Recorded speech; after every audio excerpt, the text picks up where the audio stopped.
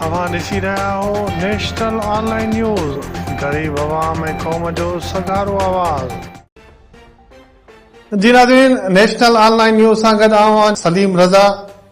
पेश आहिनि हिन वक़्त जूं आम ख़बरूं। अवां खे आम ख़बर ॾींदा हलूं नौशर फिरोज़ खां।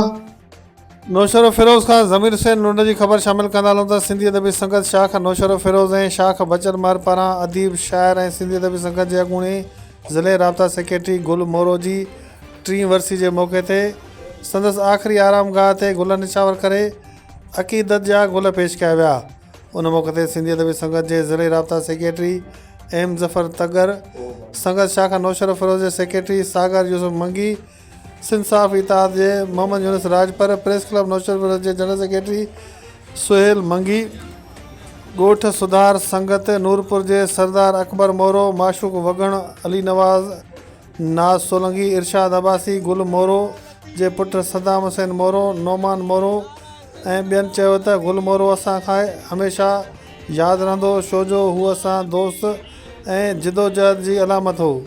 अॼु असां संदसि मज़ार ते अची दुआ घुरण खां पोइ महसूसु कयो त संदसि जिस्मानी विछोड़ो ज़रूरु थियो आहे पर हू विसरियो न आहे।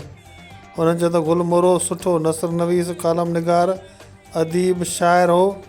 हुन हू हिकु वॾो आदर्शी इंसान हो जंहिंखे विसारणु सिंध खे विसारण जे बराबरि हूंदो।